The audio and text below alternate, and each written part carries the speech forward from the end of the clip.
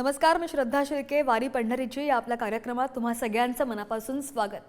वारी पंढरीची या कार्यक्रमातून वारी संदर्भातली प्रत्येक अपडेट पुढारी न्यूज आपल्यापर्यंत पोहोचवत असतं. आपण सगळ्या पालख्यांच्या प्रस्थानांचा आढावा घेतोय आणि संत ज्ञानेश्वर माऊलींचा आज नीरा स्नान सुद्धा संपन्न झालाय. यावेळी लाखो वारकरी ज्ञानोबा तुकोबांच्या जयघोषात माऊलींच्या स्नानावेळी उपस्थित सुद्धा होते आणि ज्ञानेश्वर माऊलींची पालखी आज साताऱ्यामधील लोणंदमध्ये मुक्कामी सुद्धा असेल. यावेळी पालखीमधील वारकऱ्यांसाठी साताऱ्यामधील नागरिकांकडून जेवणाची व्यवस्था करण्यात आली. तसंच संत तुकोबारायांची पालखी बारामतीच्या शारदा विद्यालयाच्या प्रांगणामध्ये मुक्कामी असेल. संत सोपानदेवांच्या पालखीचं आज पहिलं गोल रिंगण सुद्धा पार पडलं आणि यावेळी पंचक्रोशीतील वारकऱ्यांनी रिंगण पाहण्यासाठी मोठ्या प्रमाणात गर्दीही केली. सोपान काकांच्या पालखीचा आज सोमेश्वर नगरमध्ये मुक्काम असेल. संत एकनाथ महाराज बीडच्या मोहरी कर्णामध्ये पोहोचलेले आहेत, तर संत निवृत्तीनाथ महाराज कर्जतच्या मिरजगावमध्ये दाखल झालेत. तर संत मुक्ताईंची पालखी धाराशिवच्या वानगाव फाटा इथं पोहोचलेली आहे. यावेळी मुक्ताईंच्या पालखीचं सुद्धा जंगी स्वागत झालं, जोरदार स्वागत झालं. आणि ही तीच दृश्य आपण पाहतोय. नीरामधून संत ज्ञानेश्वरांची पालखी, बारामतीमधून संत तुकारामांची पालखी, पारगावमधून संत मुक्ताईंची पालखी, बीडमधून संत एकनाथ, कर्जतमधून संत निवृत्तीनाथांची पालखी आणि सोमेश्वर नगरमधून संत सोपान काकांची पालखी. आणि हरिनामाच्या जयघोषामध्ये आणि टाळ मृदुंगांच्या गजरामध्ये माऊलींच्या पादुकांचं नीरा नदीमध्ये स्नान करण्यात आलं. यावेळी वारकऱ्यांनी मोठ्या प्रमाणात गर्दीही केली. ज्ञानोबा तुकोबारायांच्या जयघोषामध्ये नीरा नदीचा परिसर दणाणून निघाला आणि वारकरी संप्रदायामध्ये माऊलींच्या नीरा स्नानाला खूप मोठं महत्त्व आहे. माऊलींच्या दर्शनासाठी पंचक्रोशीतील वारकरी मोठ्या भक्तिभावाने माऊलींच्या सेवेसाठी उपस्थित झाले होते. यावेळी वारकऱ्यांच्या सेवेसाठी प्रशासनाकडून सुद्धा जोरदार तयारी करण्यात आली होती. दरम्यान आज पालखी सोहळा रामायणकार महर्षी वाल्मिकींच्या वाल्हा नगरीचा निरोप घेऊन हा सोहळा लोणंद मुक्कामी मार्गस्थ झाला. यावेळी माऊलींच्या पालखीचं साताऱ्याच्या लोणंदमध्ये मोठ्या जल्लोषात स्वागत करण्यात आलं.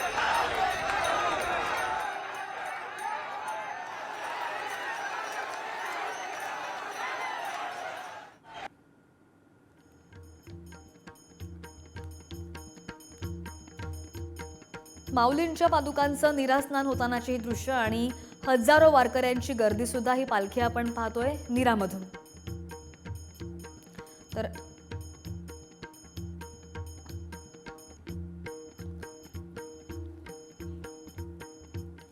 आणि संत सोपानदेवांच्या पालखीचं पहिलं गोल रिंगण आज पार पडलं आणि यावेळी विठुरायाच्या नामघोषात टाळ मृदुंगांच्या गजरात रिंगणमध्ये वारकऱ्यांनी मोठा सहभाग घेतला. यावेळी रिंगण पाहण्यासाठी पंचक्रोशीतील वारकऱ्यांनी एकच गर्दीही केली आणि अतिशय शिस्तबद्ध पद्धतीने हा रिंगण सोहळा पार पडल्याचं पाहायला मिळालं. आणि याचाच आढावा घेतलाय आमचे प्रतिनिधी सुजित काळंगे यांनी. रामकृष्ण हरी मंडळी, सध्या आपण सोमेश्वर नगर या ठिकाणी आहोत. आपण बघू शकतो की संत सोपान काका महाराजांचं पहिलं रिंगण आज या ठिकाणी संपन्न झालेलं आहे. अनेक वारकरी एकत्र आलेत आणि आता ही शेवटची टाळी आणि शेवटचं टाळ या ठिकाणी शेवटच्या टप्प्यामध्ये हे रिंगण आहे आणि या ठिकाणी हे रिंगण संपन्न झालंय. सोमेश्वर नगरमध्ये रिंगण होण्याचा अगदी पहिल्यापासूनची ही परंपरा आहे. कारखान्याचा हा परिसर आहे, मुसा काकडे महाविद्यालयाचा हा परिसर आहे. ज्या मैदानामध्ये हे रिंगण उभं आहे तिथं पूर्वीच्या कालखंडामध्ये रिंगण होत नव्हतं, परंतु या सोमेश्वर नगरच्या कारखान्यानं कधी काळी या संपूर्ण पालखी सोहळ्याला पालखी रथ देऊ केला आणि तो रथ दिल्यानंतर, आसन दिल्यानंतर त्यानंतरच्या कालखंडामध्ये या ठिकाणी या रिंगणाची परंपरा संपन्न व्हायला सुरुवात झाली. पूर्वीच्या कालखंडापासून इथं पहिलं रिंगण होत असतं आणि मग पुढची वाटचाल होत असते. हा निंबूतवरून काल या ठिकाणी पालखी सोहळा आलेला आहे आणि आजच्या दिवशी याच ठिकाणी हा मुक्काम होणार आहे. सोपान काका महाराजांच्या या पालखीतील सगळे वारकरी जे आहेत ते वारकरी आज याच ठिकाणी मुक्काम असणार आहेत. त्यापूर्वी या सगळ्या ब्रह्मरसामध्ये हे सगळे वारकरी नाहून निघालेले आपल्या सगळ्यांना पाहायला मिळत आहेत. लावणी मृदुंग श्रुती टाळ घोष सेऊ ब्रह्मरस आवडीनं, अशा पद्धतीची या सगळ्या वारकऱ्यांची भावना होती आणि म्हणून टाळ आणि टाळी किंवा त्याचबरोबर मृदुंग या सगळ्यासोबत या वारकऱ्यांनी या रिंगणाचा आनंद घेतला आहे. 2 अश्व, एक स्वाराचा अश्व आणि एक सोपान काकांचा अश्व, हे 2 अश्व धावल्यानंतर इथल्या सगळ्या वारकऱ्यांनी त्या अश्वांच्या पायाखालची माती स्वतःच्या पिशवीमध्ये भरून घेतली किंवा काहींनी ती कपाळाला लावलेली आहे आणि अशा पद्धतीने हे सगळं रिंगण या ठिकाणी संपन्न झालेलं आहे. कॅमेरामॅन सुरेश सावंतसह सुजित काळंगे, पुढारी न्यूज, सोमेश्वर नगर. आणि बोलावा विठ्ठल या आमच्या एपिसोडमध्ये आम्ही वारकऱ्यांना बोलतं करतो. वारकरी आपल्या विठ्ठलाप्रती भावना व्यक्त करतात आणि यावेळी वारकरी त्यांची विठ्ठलाप्रती असलेली श्रद्धा सुद्धा व्यक्त करतात. वारकऱ्यांना वारी आणि विठ्ठलाबद्दल काय वाटतं तेही पाहूयात. एक वर्षाची चांगली ऊर्जा आहे तिथे वारीतून लय मानसिक समाधान वगैरे भरपूर काय असतंय. वारीतून हा सोहळा सर्व पाहायला मिळतो आनंदमय वातावरणामध्ये. पंढरीची वारीनी सर्व सुख आणि समृद्धी लाभते. पंढरीची वारी आहे माझ्या घरी अनेक नगरी तीर्थव्रत. आम्ही नांदेडकर दिंडीमध्ये माऊलीच्या रथापुढे 15 नंबर दिंडी माऊलींच्या सोहळ्यामध्ये चालतो. गेली आम्ही 27 वर्ष माऊलींच्या सोहळ्यामध्ये चालत आहोत. खूप आनंद वाटतो माऊलीच्या वारीमध्ये जाताना आणि खूप उत्साह आणि खूप हे आनंदी वाटतो. विठ्ठलला काय नाही, आमची प्रजा भक्त आमचे शेतकरी वर्ग सगळा सुखी राहू द्या एवढीच आमची विनंती असणार आहे. आणि सगळ्यांना आम्हाला म्हणजे वर्षाची ऊर्जा अशी मिळते की वर्षभर अंगाला, आता मी सुद्धा काल निघताना माझे पाऊल चालता येत नव्हते, पण आज मी 3 दिवस झाले माझ्या पायाला कणभर सुद्धा काय प्रॉब्लेम नाही. तीच पंढराची पांडुरंगाची कृपा आपल्यावर असते. याच्यापेक्षा अजून काय पाहिजे अनुभव जिवंत, हा जिवंत अनुभव आहे. आणि महाराष्ट्राला वारकरी संप्रदायाची मोठी परंपरा आहे आणि प्रत्येक परंपरा हे वारकरी वर्षानुवर्ष जशीच्या तशी जपतायत. निस्सीम भक्ती आणि आपलं आयुष्य पंढरपूरला विठ्ठलासाठी अर्पण करणारा असा हा वारकरी ऊन वारा पाऊस कशाचीही तमा न बाळगता पंढरीची वारी करतो. अशाच एका वारकरी माऊलींशी गप्पा मारल्यात आमचे प्रतिनिधी सुजित काळंगे यांनी. पाहूयात. आम्ही गेले परंपरेपासून चालत आलो. त्यानंतर माझ्यासारख्याने 10 वर्ष आम्ही गाडीतनं त्याबरोबर लोकांची सेवा केली. त्यानंतर 15 ते 20 वर्ष झालं आम्ही पायीवारी करत असतो. पायीवारी करत असताना आम्हाला एवढे अनुभव आले की चांगल्या पद्धतीने एक वेळेस आम्हाला तर आमची असे गाडी आमची एक टँकर असा पुलाला याला हाय टेन्शनला लागला होता. परंतु लागताना आम्ही सगळ्यांनी माऊलीचा गजर केला आणि माऊलीचा गजर करत असताना त्या माऊलीच्या कृपेने आम्ही सर्वजण तिथं सुखरूप पोचलो आहे. आजूच्या संघ असताना आमचे गोरेकर त्यांची दिंडी क्रमांक 11 हे वारकरी असतात. त्या वारकऱ्यामध्ये 1000-1500 वारकरी आम्ही पायी चालत असतो आणि त्यामध्ये आम्हाला सर्व लोकांना सेवा करायची संधी चांगल्या पद्धतीने मिळते. वारीचा जोश असा येतो की आम्हाला वर्षातून एकदा आम्ही चाललो तर आम्हाला वारीचा जोश असा मिळतो की वर्षाची ऊर्जा प्राप्त होती माऊलीच्या कृपेने. आणि आमच्या संघ असणारे सगळे आमच्या विभागातले हे सगळे वारकरी सर्वसामान्य सर्व लोकांना सांभाळून नेण्याचं काम करत असतात. आणि जाऊ संतांच्या गावा या एपिसोडमधून आम्ही आपल्याला दररोज एका संतांच्या गावात घेऊन जात असतो आणि त्या संतांबद्दलची आख्यायिका त्यांची संपूर्ण माहिती आपल्यापर्यंत पोहोचवण्याचा प्रयत्न करत असतो. आज आम्ही आपल्या जाऊ संतांच्या गावामध्ये घेऊन जातोय संत सोपानदेवांच्या सासवड गावी. पाहूयात.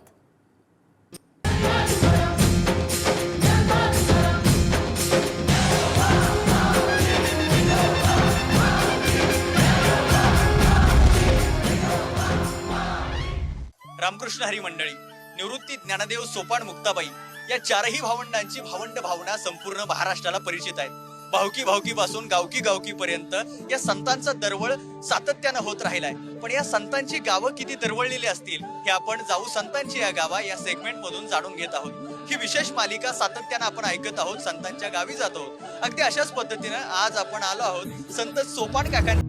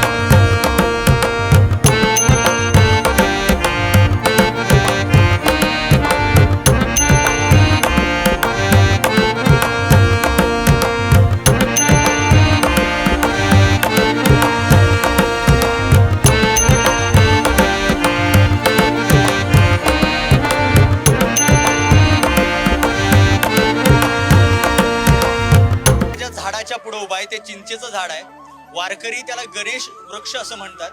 संत सोपानदेव महाराजांनी याच गणेश वृक्षाच्या ठिकाणी समाधी घेतल्याचं या ठिकाणी सांगितलं जातं. संत सोपानदेव महाराज या ठिकाणी समाधीस्थ झाले आणि मग त्यानंतर या झाडाची सातत्यानं पूजा होऊ लागली. अशा पद्धतीच्या वारकरी भावना व्यक्त करत असतात.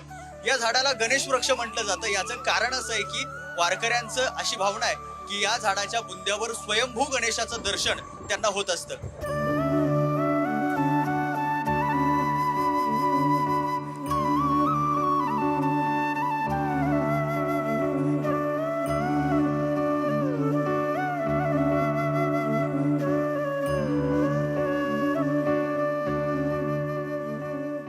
तर असा हा संत सोपान काकांचा गाव.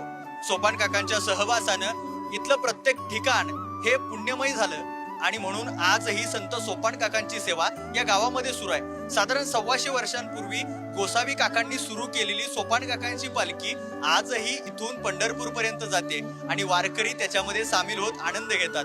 जवळपास 105 दिंड्या त्याच्यामध्ये सहभागी असतात आणि अनेक वारकरी आषाढ वारीनं त्या ठिकाणी फुलून जातात. सोपान काकांची सेवा मज घडो त्यांची सेवा परी माझ्या दैवा पारण आहे असं म्हणत वारकरी आजही करतायत. रामकृष्ण हरी.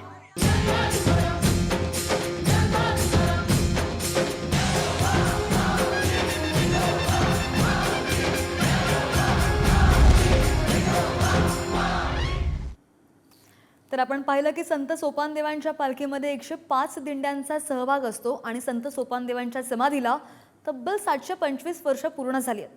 पुढे जाऊयात. पंढरी दर्शनमधून आम्ही आपल्याला रोज पंढरपूरमधल्या वारकरी संप्रदायामध्ये महत्त्वाच्या असणाऱ्या ठिकाणांची माहितीही देतो. पंढरपूरमधल्या महत्त्वाच्या मठांपैकी एक मठ म्हणजे श्री संत कैकाडे महाराजांचं मठ आणि या मठामध्ये 30 कोटी देवांच्या मूर्ती स्थापित करण्यात आल्या. याचाच आढावा घेतलाय आमचे प्रतिनिधी तुषार झरेकर यांनी. पाहूयात.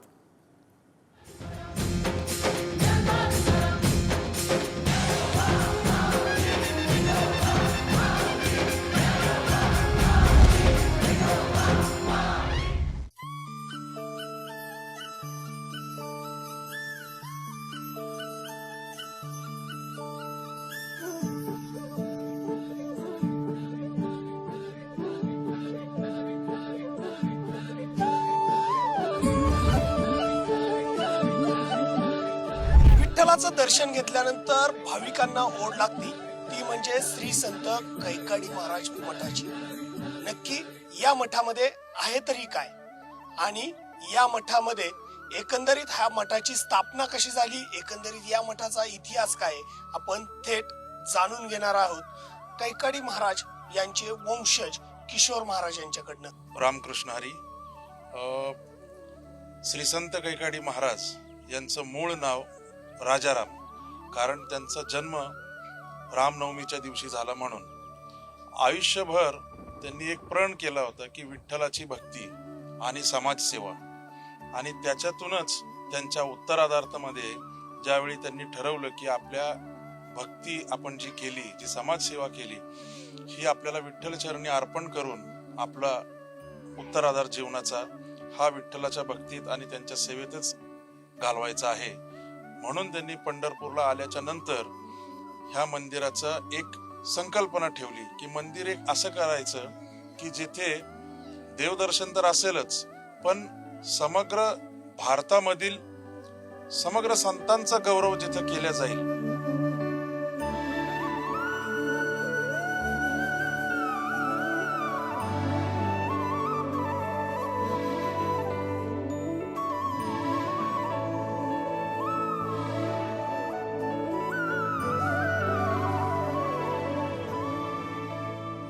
यामध्ये जर आपण पाहिलं तर या मंदिरामध्ये सर्वात महत्वाचं म्हणजे 33 कोटी देवांच्या प्रतिमा किंवा त्यांचे खरं तर फोटो यामध्ये अवेलेबल असल्याचं पाहायला मिळतंय. तिथल्या ज्या मूर्ती आहेत त्या अनेक सुबक मूर्ती पाहायला मिळतात. हीच जी संकल्पना आहे ती नक्की कशी? संकल्पना ती अशी की आपल्यामध्ये, आपल्या हिंदू धर्मामध्ये देवी देवतांना जे पूजल्या जातं, पण त्या देवी देवतांचा सुद्धा गौरव हा संतांनीच केलेला आहे. प्रत्येक शतकामध्ये जो एक आता श्रीकृष्ण अवतार असेल, श्रीराम अवतार असेल, यांचा सुद्धा त्या काळातील ऋषी मुनी साधू संतांनीच लिहून ठेवल्यामुळे आपल्याला ते आपल्यापर्यंत आलं.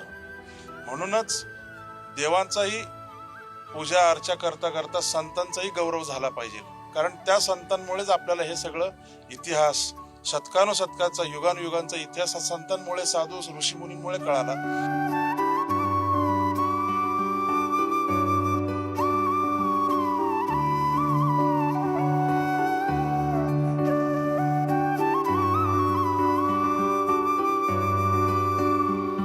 महाराजांना हे नेहमी असं वाटायचं की दया, क्षमा आणि शांती ही नांदावी समाजामध्ये, लोकांमध्ये, गावागावामध्ये.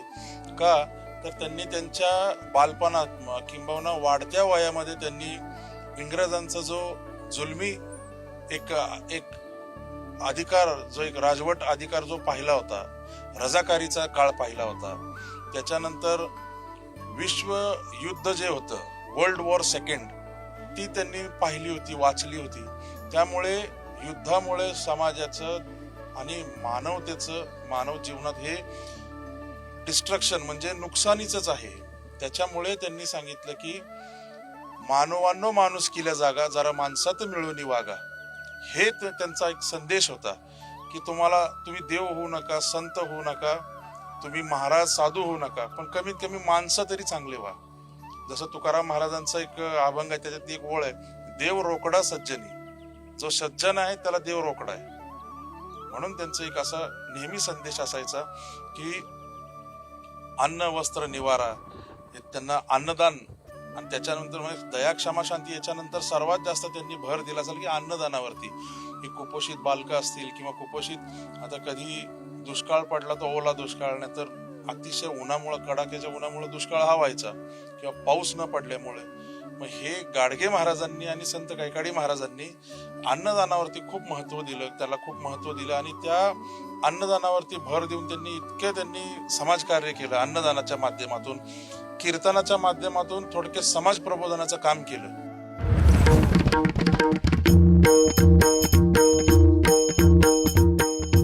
एकंदरीत जर आपण पाहिलं तर संत गाडगेबाबा असतील, त्यानंतर कैकाडी महाराज असतील, तुकडोजी महाराज असतील, यांची एक वेगळी एक कीर्तन शैली नेहमी महाराष्ट्रामध्ये पाहायला मिळाली. मात्र जर आपण पाहिलं तर पंढरपुरामध्ये विठ्ठल मंदिरानंतर जर महत्वाचं एखादं ठाणं असेल किंवा एखादं स्थान असेल तर ते म्हणजे कैकाडी महाराज मठ. त्यामुळे पंढरपुरात विठ्ठलाचं दर्शन घेतल्यानंतर नक्कीच भाविकांनी या कैकाडी महाराज मठामध्ये यावं. कॅमेरामन निखिल सह तुषार जरेकर, पुढारी न्यूज, श्री क्षेत्र पंढरपूर.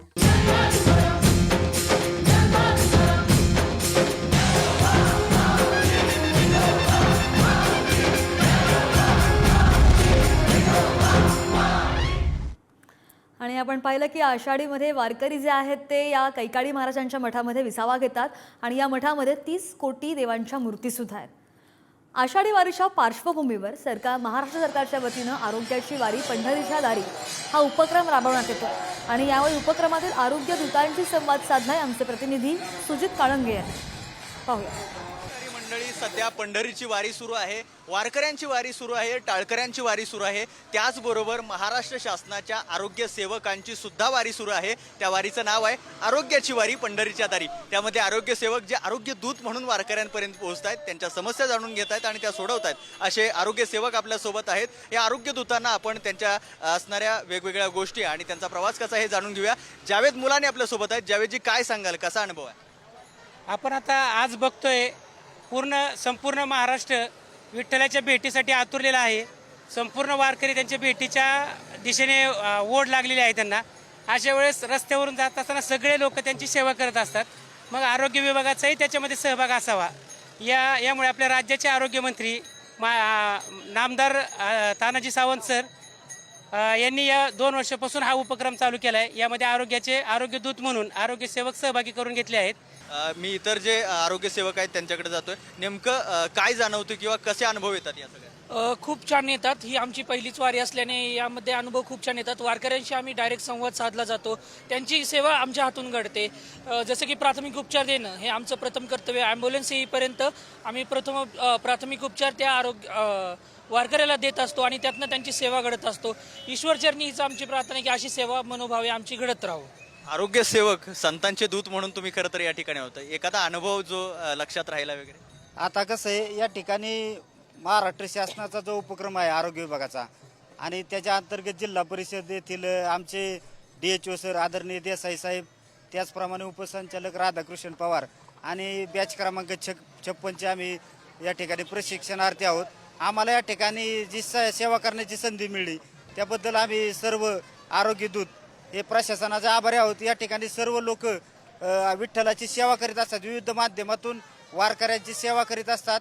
हे आरोग्य सेवक, आरोग्य दूत हे संतांचे दूत बनून या ठिकाणी काम करतायत आणि मग देवाची या द्वारी आरोग्याची वारी, पंढरीच्या दारी, अशा पद्धतीनं हे सगळं काम चांगल्या पद्धतीनं सुरू आहे. कॅमेरामॅन सुरेश सावंतसह सुजित काळंगे, पुढारी न्यूज. आणि राज्य सरकारकडून हा उपक्रम राबवला जातोय. वारकऱ्यांच्या सेवेसाठी आता आरोग्य दूत सुद्धा सज्ज झाल्याचं पाहायला मिळत आहे. आषाढी एकादशीची महापूजा संपन्न करण्याचा मान यंदा मंदिरामधील 11 पुजारी मंडळींना मिळाला आहे. तसंच आषाढी एकादशीची शासकीय महापूजा राज्याचे मुख्यमंत्री एकनाथ शिंदे सपत्नीक करणार आहेत आणि 11 पुजाऱ्यांशी संवाद साधलाय आमचे प्रतिनिधी माऊली डांगे यांनी. पाहूया. आषाढी यात्रा आता 17 जुलै रोजी संपन्न होत आहे आणि त्या यात्रेनिमित्त आज विठ्ठलाची शासकीय पूजा मुख्यमंत्री एकनाथ शिंदे साहेब यांच्या हस्ते होत आहे आणि आता विठ्ठल रुक्मिणी मंदिर समितीकडून 11 पुजाऱ्यांची निवड करण्यात आली आहे. विठ्ठलाकडे गुरव असतील, आपण त्यांच्याकडून जाणून घेणार आहोत की कशा पद्धतीनं पूजा असते आणि काय मंत्रोच्चार मांडले जातात. काय सांगाल, कशा पद्धतीनं पूजा असते? महायोगपीठे तटे भीमरथ्यां वरं पुंडरीकाय दातुं मुनींद्रैः समागत्य तिष्ठन्तमानन्दकन्दं परब्रह्मलिंगं भजे पांडुरंगम. श्री रुक्मिणी पांडुरंगाभ्यां नमः. हाची देह हाची डोळा हा सुख सोहळा या ठिकाणी आम्हाला अनुभवायला मिळतो. त्याबद्दल मंदिर समितीच्या आम्ही विशेष आभारी आहोत. आषाढ एकादशी दिवशी माननीय मुख्यमंत्री साहेब मंदिर समितीमध्ये येतात. मंदिरामध्ये येऊन आणि ही महापूजा मुख्यमंत्री एकनाथ शिंदे सपत्नीक करणार आहेत. आणि यासोबतच वारी पंढरीची या कार्यक्रमामध्ये इथेच थांबतोय. पाहत रहा पुढारी न्यूज.